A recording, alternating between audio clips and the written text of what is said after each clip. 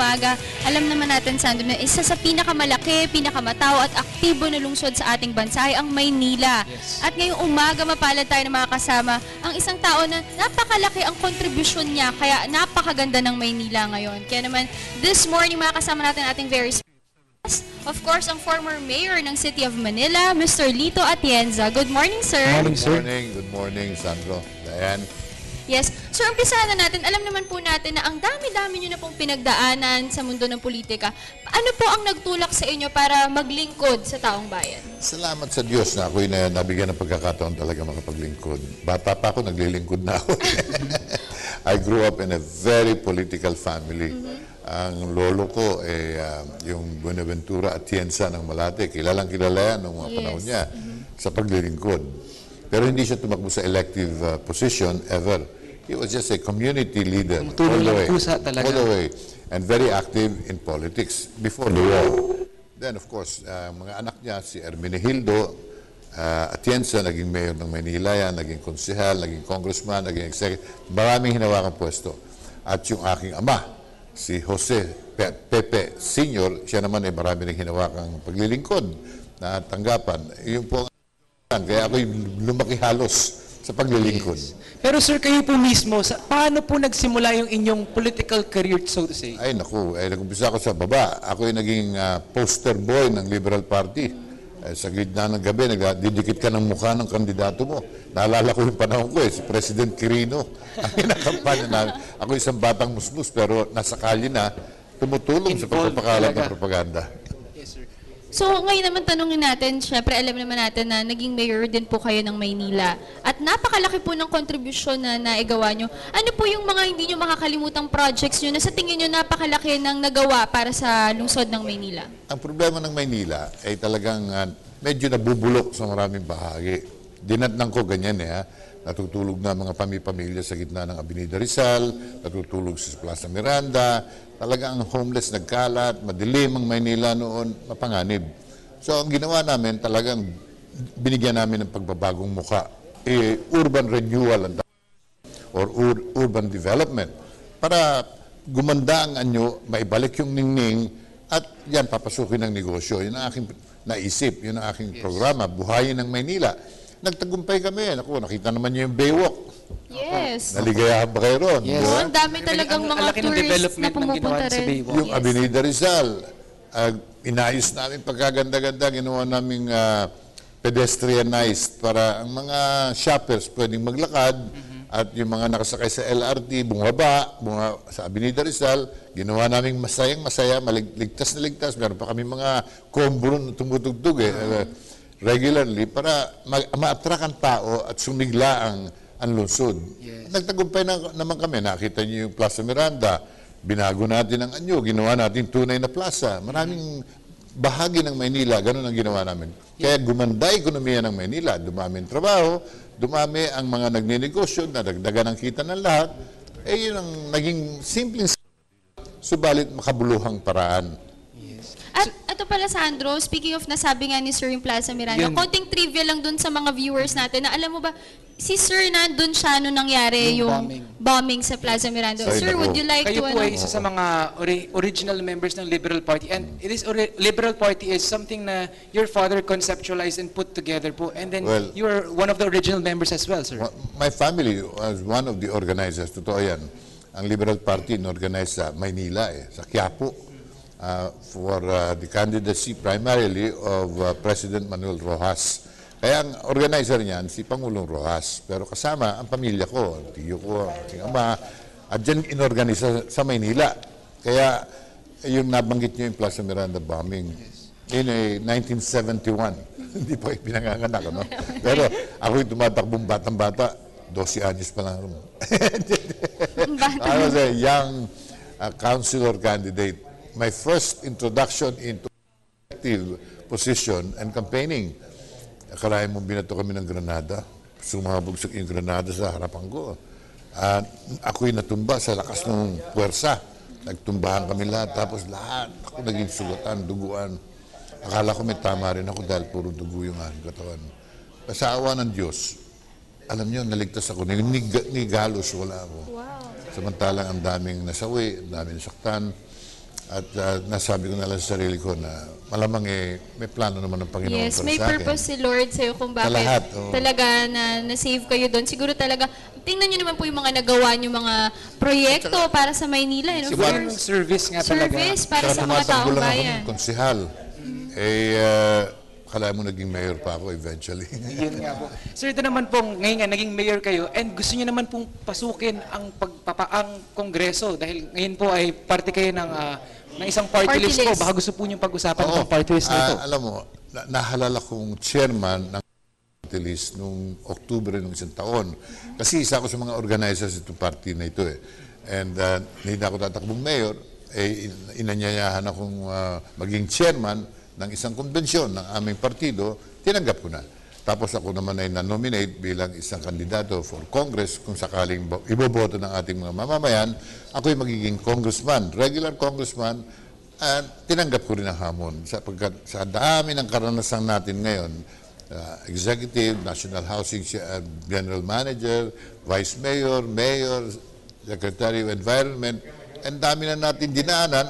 Gusto ko naman gamitin ito ngayon sa paghubog ng mga batas na makatutulong sa pagpapaunlad ng ating bansa at makinabang naman tayo dito sa magandang binigay sa ating pagkakataon ng Panginoon. We are very rich in natural wealth, natural resources, but we must now use them properly, manage them properly. So sir, nasabi nyo nga na talagang papasukin nyo na nga muna. So, mabalik tayo. Bilang dati pong mayor ng Maynila, ano po bang opinion nyo or masasabi nyo dun tungkol po sa nagbabanggaan na election po, yung sa mga mayor po na tumatakbo sa Maynila ngayon? Ang medyo nakakalungkot na bahagi, parang yung kanilang unang-unang salpukan na naging personalan na agad eh. Dahil ang inaasam-asam ko, ang pag-usapan dito, yung programa ng gobyerno. Yung nakaupo, si Mayor Lim, dapat paliwanag niya ang Maynila, bakit nagkukulang ngayon sa ekonomiya, bakit nabubulok ang maraming bahagi na naman. Ang Rose Boulevard, kagabi lang, dumaan ako ron, no? Galing ako sa isang pulong sa Baseco, nakakalungkot dahil ginagawa na ngayon dormitory na naman ng mga homeless doon. So yan ang ating dapat pinag-uusapan dito sa kampanyang ito eh. And the economy of the city, trabaho, hanap buhay, yung peace and order conditions, ay talagang maraming dapat punahin dahil sa malaki rin na pagkukulang nung kasalukuyan ako po. Kaya ang aking kinakampanya, si Pangulong Erap. Okay. For mayor. So ito naman po, matanong naman po natin, kanina po nabanggit niyo na may naging parte nga po kayo ng DENR and I'm sure marami sa ating mga manonood ang nagtatanong, yun po ba ang rason kung bakit madalas na sinusuot po ninyo ay mga floral na designs? Siyempre dyan po kayo kilalang kilala. Nagsusuot na ako ng ganito before I became secretary of the DNR. Okay. Bakit po? Sa aking paniniwala na tayo ay isang tropical country. Talaga naman ang Pilipinas dito tayo sa kalagitnaan ng Pacific Ocean, China Sea. Tayo ay archipelago. And we are a very tropical nation by character, by history, by everything, by location. At ang init-init dito ngayon, nakita niyo, init-init. And tumaabot ng 40, 39, 40 ang ating Weather. Opo. ang ating temperature. Paano ka naman mag-Amerikano at magkukurbata rito? Dapat relax. Presko, masarap tingnan. At saka, Sir, lahat po ba ng damit ninyo ay floral? almost. Wow. Susuot ako ng iba pagka... Kahit po ba pambahay nyo Pagka floral? nilalabang ko na itong mga floral ko, pag nilabang ko at kinula ko, nagsusuot naman ako ng iba. Ayan, syempre nalaman natin yung history kung bakit floral. At least ngayon alam na natin na talagang nature lover po itong si former Mayor Lito Atienza. At syempre pag-usapan naman natin yung libro. So ito nga po kasi nabanggit nyo nga po na yung influence po nyo para pumasok sa politika ay dala po ng inyong lolo and syempre ng inyong ama. And then ngayon naman po pag-usapan po natin itong libro na inyong sinulat. Yes, matagal na panahon ang ginugol ko ito at maraming tumulong sa akin mga kaibigan ko para ito'y maging isang na kaganapan na itong librong ito na kung saan ko binabahagi lahat ng aking dinaanan from boyhood to young man, being a young man, growing up in the city, being a public servant, entering politics, dreaming of one day really having a prosperous nation. Sinulat ko lahat dyan. Pero ang pinaka-guiding spirit ng lahat ng mga desisyon ko lalo na yung mga major decisions, ay yung influence ng aking ama. Ang aking ama ay talagang para sa akin, ideal public servant, ideal community leader. Naging barangay chairman na siya, hindi wala pa man barangayan sa Maynila He was acting as the community barangay chief. Nakita ko lahat yan, kasama ko lahat yan. Pag may gulo, tumutulong ang tatay ko, kasama rin ako. Pag may sunog, tatakbo ang tatay ko, papunta sunog, kasama rin ako. So, ang dami na pa talagang experiences tapos, na. Ang importante Bata yung pa lang. values. Yes. Values na pinamahagi sa akin ng ama ko na talagang pahalagahan mo public service, yung pagtulong sa kapwa, at yung matakot ka sa Diyos, ay nandyan lahat sa aking salaysay. So, napakaganda itong libro na to dahil magsisilbi itong inspirasyon sa lahat at marami tayong matututunan lalo na dun sa mga taong gusto rin talaga maglingkod sa ating bayan. Kasi nakita naman siguro natin na siguro yung paglilingkod nga po ninyo sa bayan, kumbaga nakuha niyo po lahat sa inyong ama. Dahil natutunan niyo po sa mga prinsipyo po ninyo. At saka sa aking lolo. And speaking of mga values, sir, kamusta po ba kayo bilang ama at asawa? Ito rin po ba yung nakuha niyo mula sa inyong sariling ama at pinapass down po ninyo sa inyong sariling pamilya ngayon? Alam niyo, 6 ang aming anak. Gusto namin isang dosena Of course, si Kuya Kim. Kilalang-kilala natin. Ang panganay, si Kuya Kim. Kuya Kim Atienza. Nabigyan kami ng 6. Pero hindi natapos yun doon. Nag-ambon pa kami ng 2 special children. Isa bulag, totally blind. Isa naman ay merong serious problem, ADD, attention deficit disorder. And masaya kami. So we have 8 children. Every Sunday, we have a picnic in the house. Talagang, ang dami nila 15 na ang aming grandchildren. Ang dami na din. So talagang malaking There's family gathering every nothing like having a big family, because the real joy of a couple is to have many children. Muna natin yung sa book. Available na po ba ito sa market? Yes, sa National Bookstore. Available na yan. So ayan, para sa mga viewers natin na gustong basahin, of course, ang buhay ng ating former Mayor Lito Atienza, ito po, bumili na po kayo ng kopya sa National Bookstore. Sir, ito naman matanong ko naman po siguro, ano po yung naiiwan or gusto pong maiwan na legacy ng isang Lito Atienza? Ang aking talagang panaginip at gusto ko talagang makatulong ay yung mapaunlad ang ating bansa na tayo ay magaya katulad ng Singapore, katulad ng Hong Kong. Yan ay mga bansang walang natural resources. Wala silang matatawag na kanilang natural wealth. Wala sila kundi trading and good governance. Pero tingin nyo, maunlad yan. 2 of the most successful places in the world now, Hong Kong and Singapore. Kayang gawin ng Pilipinas yan. We have 7,000 islands. Ang pinagkakalukuhan ngayon ng buong mundo ay island life, no? Yung magkaroon ng magandang dagat, buhangin, gubat, mababait na tao. Tayo yun Yes. We can offer so much to the world in point of tourism. And tourism alone can really make us all prosper individually and collectively. Kaya gusto kong sumama sa Kongreso para makabuo tayo ng mga batas na tutulong sa pagpapaunlad, like laws covering peace and order. Siguro kailangan maraming ayusin ngayon sa PNP law. Laws on economic investments in the country. Kailangan may mga incentives yan. Kailangan may talagang mga batas na magbibigay ng kapangyarihan sa Pangulo upang siya ay makapangumbida ng bilyon-bilyon dolyar sa bansa natin. So there's so much to do, and I'd like to be able to help. Pero itong librong ito, I'd like to mention that kaya ako binuo ito para yung mga bata katulad nyo, yung mga nag-iisip pumasok sa politika, ay huwag matakot. Be not afraid.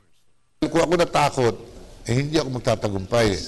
Dahil may paraan ang mga magagandang intensyon, ang inspirasyon, the fighting spirit of young, idealistic Filipinos can always carry them, see them through to success. Marami namang handang tumulong na botante, leader din sa community, para tulungan ng mga tamang may pag-iisip, magandang layuning mga kabataan. Sir, siguro panghuli na lang, baka may mensahe kayo May message po kayo to sa our mga viewers. nanonood ngayong umaga. Sasamantalayin ko na ang pagkakataon na alam po ninyo ay banggitin sa lahat na ang inyong lingkod ay kandidato ngayon sa party list election. Pero isa lamang po iboboto nyo dahil hindi kayo pwedeng bumoto ng dalawa. Kaya kung nagustuhan po ninyo ang aking paglilingkod sa nakaraan at itong aking mga plano para sa ating bansa, ay tulungan po ninyo ang inyong lingkod. Ako po'y kandidato ngayon, Buhay Party List, number 135. Alam nyo, very coincidental but providential. 135 ang aming bilang. Eh, yun ang date of election 13/5, 13th May. And I'd like to mention, nung nagpalabunot na, nakuha namin yung 135, sumagi rin sa isip ko.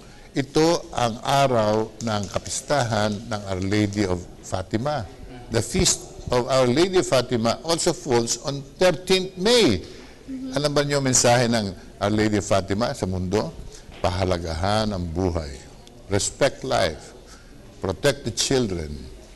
Sabi nga nung isa sa mga mensahe ni Lucia sa humanity, sabi niya, the lady said, for as long as children, babies are stillborn, it only means that God has not given up on humanity. Yes, yun that's ang aming true. advocacy. 135. Tama.